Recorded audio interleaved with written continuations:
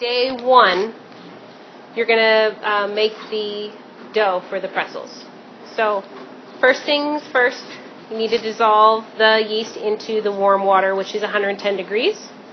And that's enough to wake it up, but not kill it.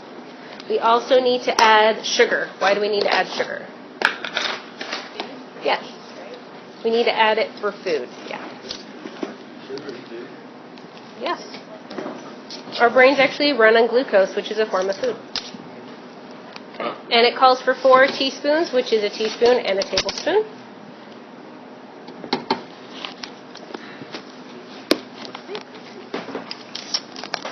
Grab me a rubber scraper, please.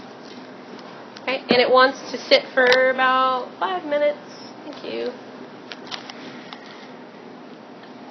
Okay. All right, so I'm going to let that sit for a little bit. From that, no. They'll start to form, you see little bubbles up here from the carbon dioxide in a little bit. Okay. While that's happening, I'm going to start the flour. It says 5 cups of all-purpose flour. I'm not going to add it all at once because I don't know about the weather. Right? I may need more, I may need less. So I'm going to start with 2 cups. What? No. The weather affects how much flour you need. Okay, so I'll start with 2. I need to make sure I remember 2. I always say it out loud because I usually will forget. And this is more of a sweet yeast dough, so it wants half a cup of sugar. And a little bit of salt.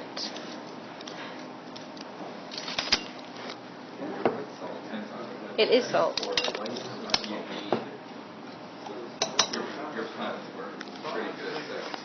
Yeah, my puns were awesome.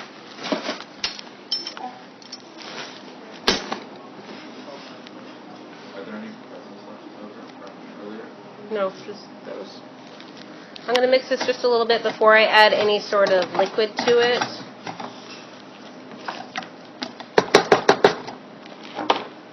And it wants a tablespoon of oil.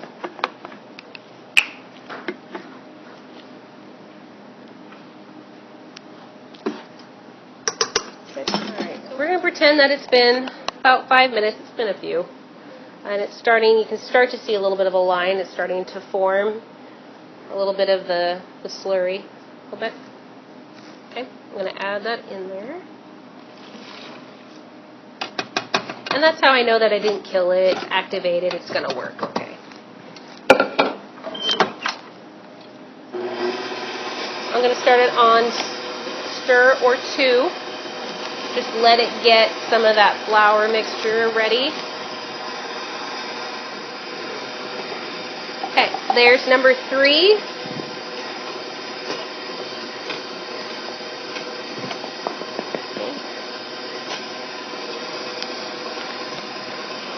I don't want to add too much at once. I can turn it up all the way up to 4. Not at the beginning, because then there goes all your flour and the hard work you had mixing and measuring and all that. Now it's not getting the corner, so again I got to stop it. And there's a lot of start and stop when you're using the dough hook, because it purposely is not trying to get the sides. It's trying to help you knead the dough, so that way you don't have to knead it by hand nearly as long as much.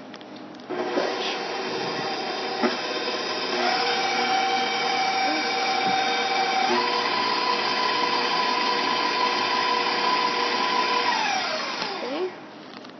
So number 4.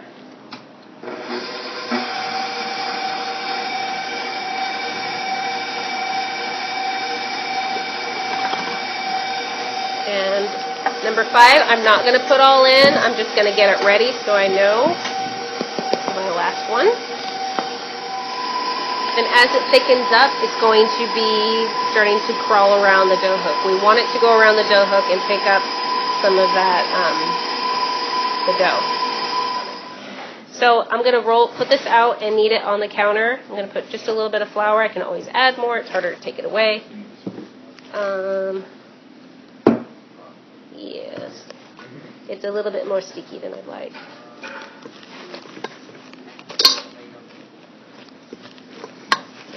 Anything important? Usually cautionary not when you can. Okay. Thanks.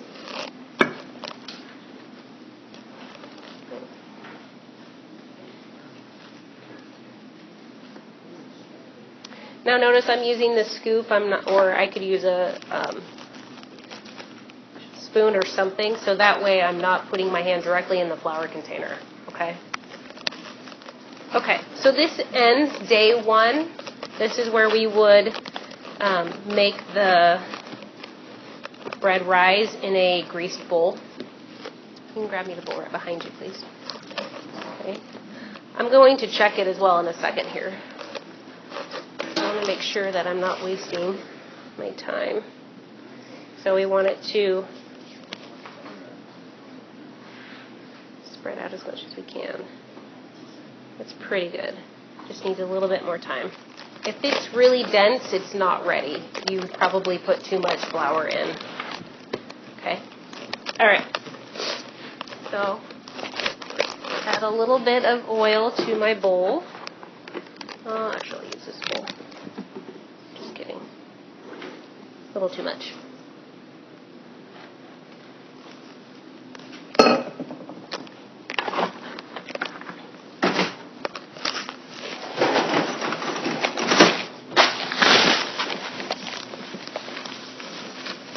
So that way it can rise up the sides without sticking. I'm going to take off as much as I can so it's not too much oil.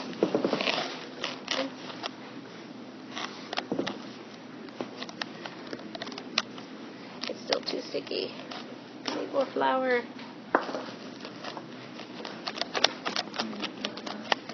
No.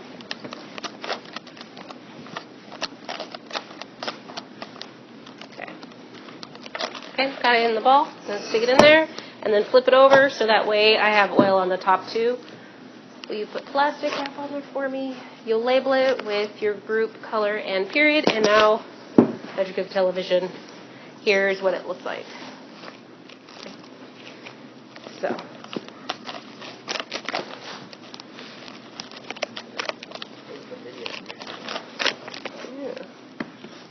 So I still have a little bit of flour here if I need to use it to roll it out. I have my tray ready to go. So again, looking at that mise en place. And it says to put it out in 12 equal pieces. You can put in whatever number of pieces you want. Just know that the bigger the pieces, the longer it takes to bake. And you may not have a lot of time. So you can either eyeball it, that looks about the same size-ish. Or I will have a scale out if you would like to weigh them. So you'll roll it out in any shape that is school appropriate. Okay. So you can put it in whatever shape. You can make it sort of like a twist if you want. You want to make it into an actual... Here we go. There he is. He's so cute. Okay.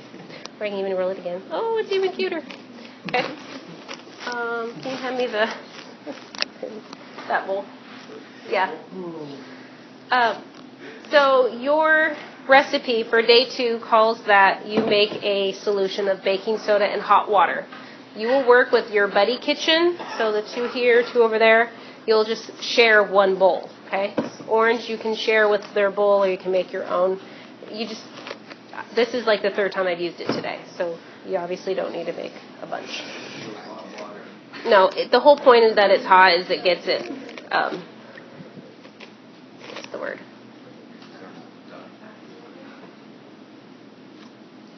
It does something to it. It does something. Dissolved. So it'll help dissolve some of the baking soda. Okay? So it sits like that.